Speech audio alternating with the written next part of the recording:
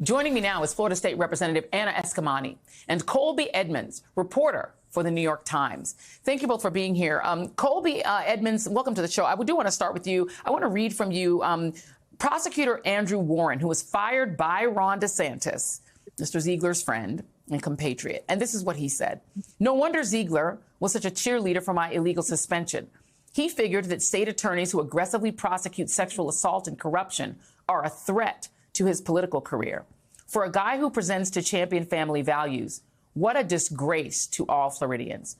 Tell us more about this case, where it stands right now, where Mr. Ziegler stands legally in the state. Right. So Mr. Ziegler has denied the allegations against him. As you said earlier, he has known the alleged victim for over 20 years, and in text messages that were included in the affidavit and phone calls that were recorded, he has called the alleged victim a friend, and to her, he denied the allegations. But he has seen some pushback from both Democrats and Republicans calling. Oh, I think the gremlins have come for your Wi-Fi. See, I think we've lost Colby Edmonds. So, okay, we're going to get your audio together, Colby. So let me just hold off on you for just a moment. We're going to try to fix your audio. I think the gremlins have come for your audio. So, Representative Eskamani, let me go to you on this.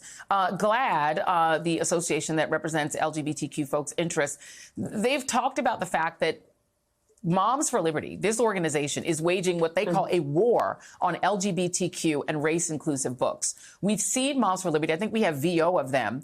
They go to school boards in places like Broward County and other places, even places where the Moms for Liberty folks don't necessarily have a child in the school. They stand up, they get up during public speaking time. They speak out against books that contain themes of race, themes on LGBTQ issues, anything with sexuality in it that they object to. This is the group co-founded by Mrs. Ziegler. Your thoughts on the fact that it appears that she may have engaged in conduct that is perfectly illegal, if it other than the rape allegations, but consensual sexual activity that would put her in the B and Q category? Well, first of all, Joy, thanks so much for having me on. And this is another example of Republican projection. Every attack really is a confession. Sexual freedom for me, but not for thee, seems to be the new mantra of the Republican Party and of Moms for Liberty. And I'm actually in Tallahassee this week for committee meetings, and I have to tell you and our national audience that the Republican Party of Florida is having a meltdown. Despite many individuals asking Christian Ziegler to step down, he hasn't. And I do think the hypocrisy is something that none of us can ignore. This is an organization, both the political party and Moms for Liberty, who have demonized LGBTQ plus people.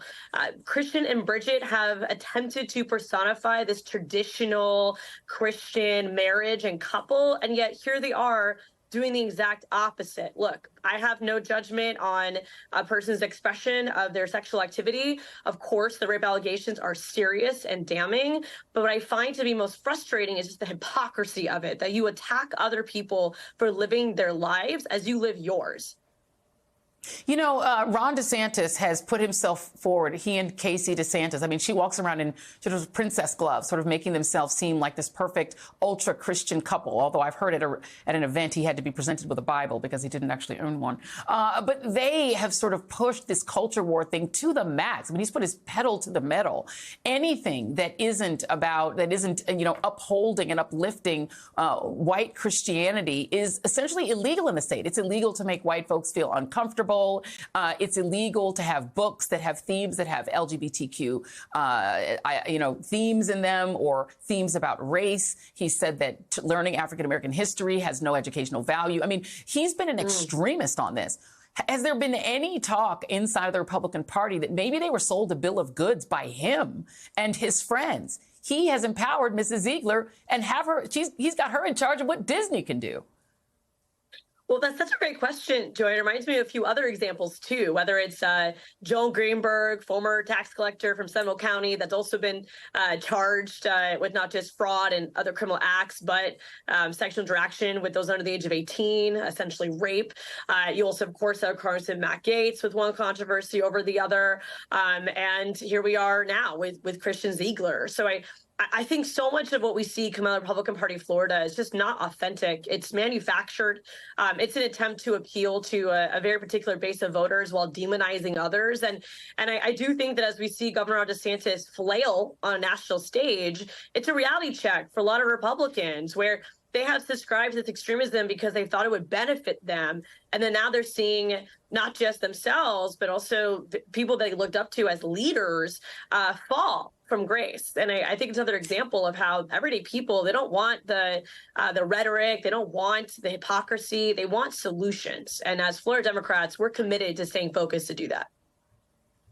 Yeah, I mean, it's been a real commitment to theater, to the bit. I mean, there are pictures of Christian Ziegler, Matt Gaetz, and Ron DeSantis all palling around. These are his friends. These are the people that sort of represent what he would present to us as a country. Let's not leave out Rick Scott, whose company defrauded Medicaid to the tune of a $1.7 billion fine, the largest fine in history, and then went on to regulate the way healthcare operates in Florida. I do believe we have Colby back. I see her there. So, Colby, where does the Republican Party writ large? Is there an attempt to sort of push him out of the way? Because, you know, there are other sort of scandally folks in the party that they haven't pushed aside. Has there been an attempt to distance themselves from Mr. Ziegler? He is the head of the party. Mm-hmm. So my reporting didn't go too in depth into that specific area. However, Governor Ron DeSantis did call for Mr. Ziegler to resign last week after a debate. So there's definitely been contention among both Democrats and Republicans. And let's talk about Mrs. Ziegler. She is not named in the complaint, but the complainant in this case, and this is a rape allegation, it is an allegation at this point, there's been no adjudication of the case. How does the woman in question describe her relationship with Mrs. Ziegler? So her relationship with Mrs. Ziegler isn't explicitly defined in the affidavit, but Mrs. Ziegler did talk to authorities once the investigation began, and she did confirm that the three of them had encountered in a three-way sexual encounter once over a year ago. But the most information regarding the woman's relationship to the Zieglers is with Mr. Ziegler himself. They have known each other for about 20 years. And I'll end with you, Representative Eskamani, because people who, you know, they can do whatever they want. They're consenting adults. So again, the rape allegation is not part of that, you know, part of the do what you want, obviously. But Ron DeSantis has made people who are LGBTQ feel afraid in the state of Florida, to the point where organizations like Equality Florida have put a warning on LGBTQ folks to visit the state. The NAACP has done the same. I just am sort of floored by the fact that the person running the Republican Party in the state, whose wife has been empowered by this governor, could just be so brazenly hypocritical. And I wonder if any of your colleagues on the other side of the aisle quietly behind the scenes have come to you and said, we know that it's all an act, and we realize that we've let him benefit from fraud. Well, I wish there was that kind of spine here in the state legislature. But I think at this point, individuals of the Republican caucus are still kissing that ring, if you will, and kind of going along to get along to see if DeSantis somehow makes it through this Republican presidential bid. I do want to also add that if folks haven't heard the 911 call regarding these allegations, I encourage you to, because it's very painful to listen to, but also highlights the kind of harm that Christian Ziegler has caused to this woman. And it's a harm that he is causing to so many Floridians with his rhetoric, with his policies, and the policies of this extreme Republican Party that doesn't have any values, that's just flooded with hypocrisy. And really, individuals should not be following these leaders because they're not bringing us into a direction of collective prosperity. And I will note that the person at the head of the party, their big mega boss, Donald Trump, has something like 26 allegations ranging from sexual abuse to rape. And he was found civilly liable for sexual abuse in the state of New York. Florida State Representative Anna Eskamani and Colby Edmonds. And that is their golden calf.